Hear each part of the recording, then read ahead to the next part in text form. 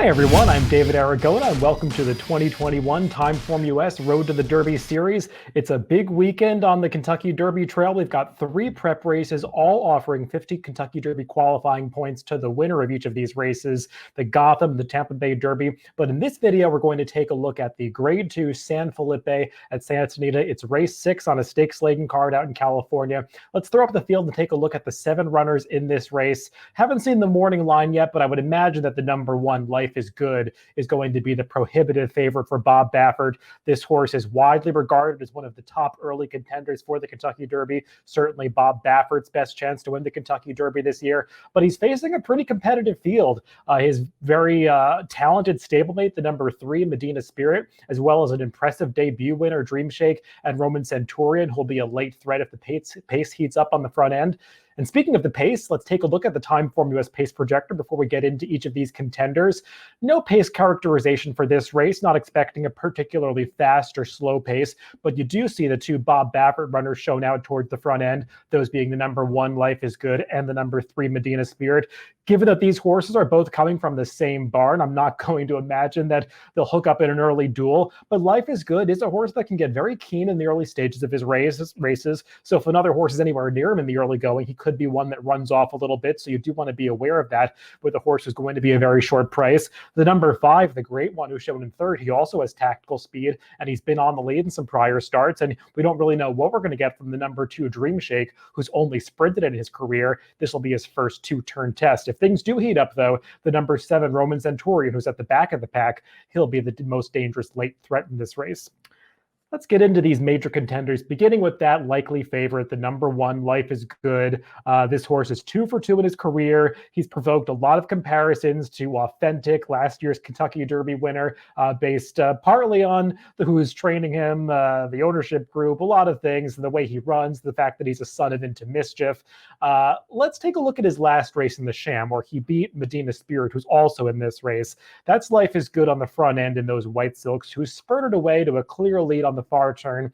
And you see Mike Smith is not really getting after him in upper stretch here. He's doing it pretty easily as they come onto the wire, but in the final 8th here, he's going to get a little tired, and you see Mike Smith start to shake the reins at him, and Medina Spirit is getting to him. Now, obviously, Medina Spirit's under a much harder drive to the wire, but Life is Good. Mike is asking him the final 16th of a mile, and I did not see him responding to that pressure. To me, he was getting a little bit tired. I know some people have said that Mike Smith was just easing up on this horse, and he won by as much as he pleased, and he can run faster in future starts when he faces better horses. I don't know. I think he ran pretty fast in that race as it is, getting a 1:19 TimeformUS speed figure, and he might not have to improve much on that figure to beat this field. But to me, it was pretty close between these 2 horses, Life is Good and Medina Spirit last time out, and they're going to have to get an extra 16th of a mile today, at least Life is Good does. And I'm just a little bit concerned about this horse at a very short price, given how eager he gets in his races and the fact that he's facing the best field of his career. I'm not really inclined to take a short price on him. I know that if you watch some of his morning workouts, you can see that he's relaxing a little bit in the morning, but I think that's also a function of the fact that Bob Baffert's been working him solo for really the past 2 months, because if you watch some of his works prior to that, he just couldn't really handle working alongside another horse. He'd get way too rank. So I just have some reservations that Life is Good getting back in the company of other horses in the afternoon if he can run off in the early going and see out this distance. And I'm frankly leaning more towards the other Bob Baffert runner, the number 3, Medina Spirit. I mean, what has this horse done wrong in his career? Aside from losing that race to Life is Good to back in the Sham, he's won his other 2 starts. He's been extremely gritty and game in all of these races, and that was really on display last time out in the Robert B. Lewis. Let's take a look at the stretch run of that race. The early pace of this race was torrid, extremely taxing on the front runners, and Medina Spirit put away all of the horses that were challenging him in the early going, and he has to fend off a couple closers here. It looks for a second like those 2 horses, Hot Rod Charlie and Roman Centurion, who's also in this race, like they're going to swallow him up at the 8th pole, but Medina Spirit digs in, finds more, turns away these 2 horses, and hangs on for a very game neck win in this race.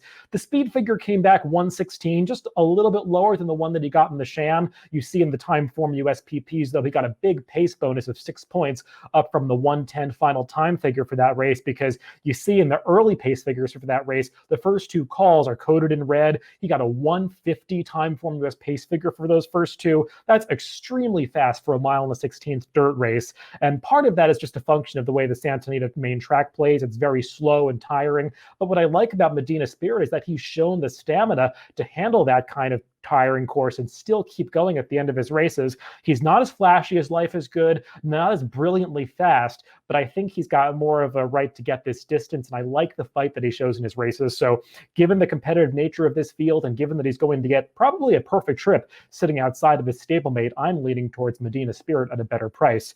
But there are other horses with talent in this race. The number 7 Roman Centurion, who I just showed in that replay, finishing a neck behind Medina Spirit. I mean, he's been progressing very nicely in each of his 3 career starts. Was no match for Life is Good sprinting in his debut, but stretching out to a mile on the 16th in each of his last 2 starts. He's run well. I thought he was very impressive, breaking his maiden 2 back, winning off by 4 lengths, going away at the end. A strong gallop out at the end of that race, suggesting that this son of Empire Maker is going to relish any added distance that he gets. And he looked like a winner at the top of the stretch in the Robert B. Lewis last time, just couldn't get by Medina Spirit, who refused to lose that race. I liked the way the Roman Centurion finished off the race, but I still think he's a horse that's going to be better in the future as the distances stretch out. And given that the pace projector is not predicting that this pace is going to be super fast, I don't think he's going to get a better pace setup than he got last time. So I'm not really viewing him as a win candidate, but I do expect him to pick up the pieces again and get into the trifecta here. One other horse that I think you do want to take a look at, who showed a lot of promise in his debut, is the number 2 Dream Shake. I mean, you rarely see horses run TimeformUS speed figures upwards of 115, let alone a 120 plus speed figure in their debuts, and that's what this horse got. The final time figure 119, the 120 TimeformUS speed figure bumped up a little bit because that race did feature a fast pace.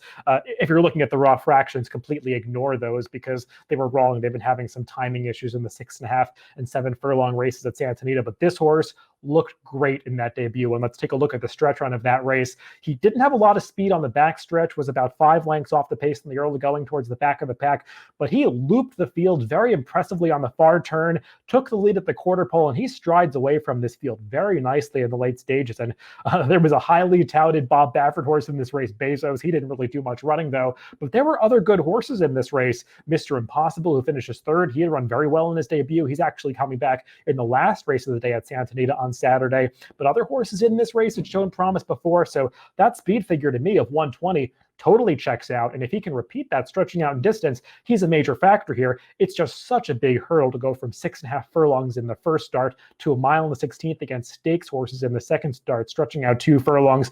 And furthermore, Peter Urton, while he's not really known for winning with debut runners, he's also not known for winning next to now with the few debut runners that he does get. I looked up the stats in Formulator over the past 5 years with horses that broke their maidens last time out for Peter Urton, coming back in their second starts. They're 0 for 12. Some of those were big prices, but still, it's not really a pattern that we've seen success from this barn. So I'm going to take a wait and see approach with him for now, but I do think he possesses a world of talent. One more horse to talk about in this San Felipe is the Great One, number 5.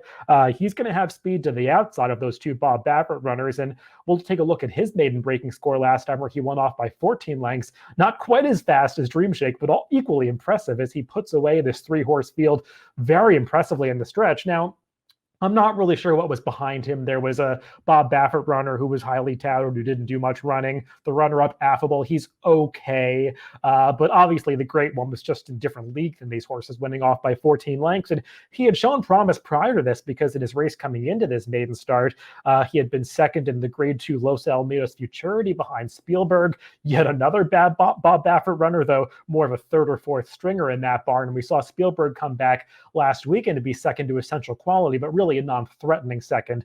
And I just don't know if the Great One is quite on the same tier as horses like Life is Good and Medina Spirit and perhaps others in this race. Also, he's going to have to get a trip where he's stalking not right on the lead, but chasing a pretty fast horse in Life is Good. So some things working against the Great One, but he's not without talent.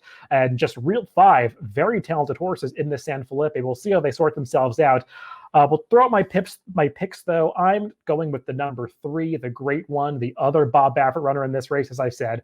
I just think this horse is getting underestimated by everybody. He's considered not the top stringer in Bob Baffert's barn, but I've liked everything that I've seen from him. I think he's going to get a good trip here, and I'm hoping that he can turn the tables on his highly regarded stablemate Life is Good. I've got Life is Good second, and I'd use Roman Centurion and Dream Shake in behind them in the 3rd and 4th spots in this San Felipe on Saturday at Santa Anita.